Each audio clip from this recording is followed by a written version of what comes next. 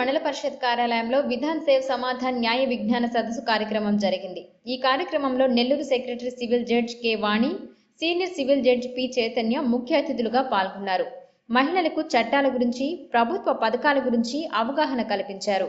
ఈ కార్యక్రమంలో అడ్వకేట్ శివకేశ్వరి, రోజా సాల్మాన్, అడ్వకేట్ రాంబాబు, వెలుగు కార్యాలయం సిబ్బంది, మహిళలు పాల్గొన్నారు.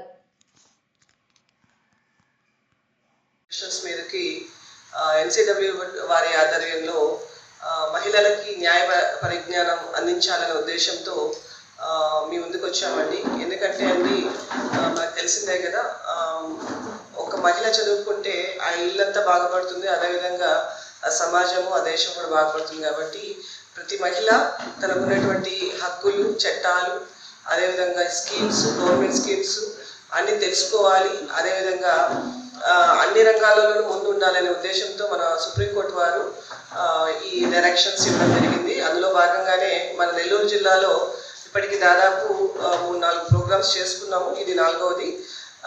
సో ఇక్కడ మన రిసోర్స్ పర్సన్స్ కూడా ఉన్నారనమాట. సో వాళ్ళు కూడా మన మహిళలకు ఏమేమి చట్టాలు ఉన్నాయి చెప్తారు, అదేవిధంగా ఏ స్కీమ్స్ ఉన్నాయో కూడా చెప్తారు. సో వాటిని అన్నింటినీ మీరు వినియోగించుకొని మీరు చేయాల్సిన పని ఏంటంటే అండి, అందరికీ నా రిక్వెస్ట్ ఏంటంటే, మీరు విన్నది మీ చుట్టుపక్కల వాళ్ళందరికీ, ఎందుకంటే అండి అందరికీ మేము పిలిచి ఇవ్వలేం కదా ఈ పరిజ్ఞానాన్ని.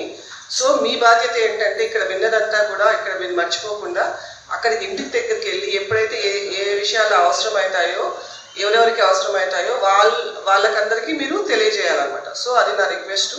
సో ఇక్కడ ఈ అవకాశాన్ని అందరూ వినియోగించుకోవాలి.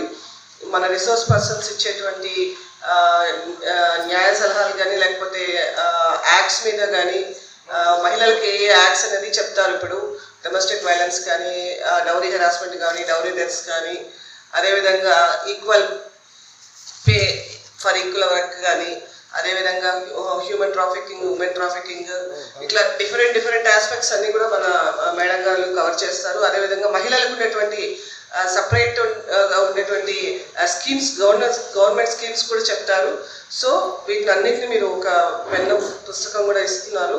సో వాటిలో మీరు నోట్ చేసుకొని ఎవరెవరికి అవసరమైందో వాళ్ళకి అందరికీ తెలియజేయాలని చెప్పేసి కోరుకుంటున్నానండి. Thank you. నమస్తే. ఇక నేను దాని గురించి డీటెయిల్గా చెప్పకుండా ఒక సింపుల్ యాక్ట్ గురించి చెప్తాను. ఎప్పుడో 2007లో యాక్ట్ అమల్లోకి వచ్చినప్పటికీ కూడా మన వృద్ధులకి సంక్షేమం కోసం అమల్లోకి తీసుకొచ్చిన యాక్ట్, కానీ అది తెలియకుండానే చాలా వరకు సఫర్ అవుతున్నారు. కనుక senior citizens welfare and protection act 2007 గురించి కొన్ని కీ పాయింట్స్ మాత్రం చెప్తాను. మన ఇంటి చుట్టుపక్కల్లో లేదా మన ఇంట్లోనే చాలామంది అమ్మమ్మలు, తాతయ్యలు లేదా ఓల్డ్ ఏజ్ పర్సన్స్ ఉన్నప్పుడు వాళ్ళకి జీవన భృతి కోసం మా దగ్గరికి లీగల్ సర్వీసెస్ అథారిటీస్కి బోలెడని కంప్లైంట్స్ వస్తున్నాయి. మా కోడలు సరిగా చుట్టలేదు మమ్మల్ని, మా ఆస్తంతా రాయించేసుకున్నారు, కానీ మా విషయంలో మాకు చూడాల్సిన మెడికల్ ఎయిడ్ కానీ అలాంటివి ఇవ్వడం లేదు అనే కంప్లైంట్స్తో వస్తున్నారు. కాబట్టి మ్యాక్సిమం ఈ మధ్యకాలంలో వస్తున్న కంప్లైంట్స్ అన్నీ ఇవే ఉన్నాయి. కనుక ఆ చట్టం గురించి చెప్తాను. ఒకవేళ ఆ వృద్ధులకు ఉన్నటువంటి ఆస్తిని వాళ్ళ తదనంతరం లేదా ఎవరికైనా వాళ్ళంతటా వాళ్ళు వీలునామా రాసిచ్చి ఆ ఇచ్చే పర్పస్ వీళ్ళని బాగా చూసుకుంటారు అనే ఒక ఉద్దేశంతో కనుక ఎవరికైనా లైఫ్ ఎస్టేట్ కన్ఫర్ చేసి వాళ్ళకి ఆ ప్రాపర్టీ ఇచ్చినా లేదా గిఫ్ట్ రాసి ఇచ్చినా, మాకు రాసిచ్చేశారు కదా ఇంకా మాదే మీది కాదు అని చెప్పి వాళ్ళ మీద ఎటువంటి కేర్ తీసుకోకుండా ప్రాపర్టీ మాత్రమే ఎంజాయ్ చేస్తూ ఉన్నట్టయితే వాళ్ళు ఏ డాక్యుమెంట్ అయితే ఆ ముసలి వాళ్ళు రాసి ఇచ్చారో ఆ పెద్దవాళ్ళై ఆ డాక్యుమెంట్ని క్యాన్సిల్ చేసి తిరిగి ఆ ప్రాపర్టీని మళ్ళీ ఆ పెద్దవాళ్ళకి అప్పచెప్పగలిగేటటువంటి అద్భుతమైన చట్టం అది. కనుక ఎవరైనా మన మీ చుట్టుపక్కలలో ఎవరి వల్లనైనా బాధింపబడుతూ ఉంటే పెద్దవాళ్ళు వాళ్ళకి ఆస్తి ఉండి ఆ ఉన్న ఆస్తిని పిల్లలు చూస్తారని ఒకవేళ ఉద్దేశంతో రాసి ఇచ్చేసి ఉంటే వాళ్ళు కనుక సఫర్ అవుతూ ఉంటే వాళ్ళకి ఇన్ఫామ్ చేయండి.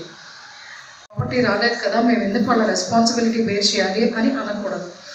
సో ఈ విషయాన్ని మీ చుట్టుపక్కల ఉన్న వాళ్ళందరికీ కొంచెం ఎనలైజ్ చేసి మన చుట్టుపక్కల మన బాగు కోసం కష్టపడి చిన్నప్పటి నుంచి మనల్ని పెంచి పెద్ద చేసిన పెద్దవాళ్ళ విషయంలో కూడా మనకి బాధ్యత ఉంటుంది అన్న విషయాన్ని తెలియజేస్తారని ఎక్స్పెక్ట్ చేస్తూ థ్యాంక్ యూ.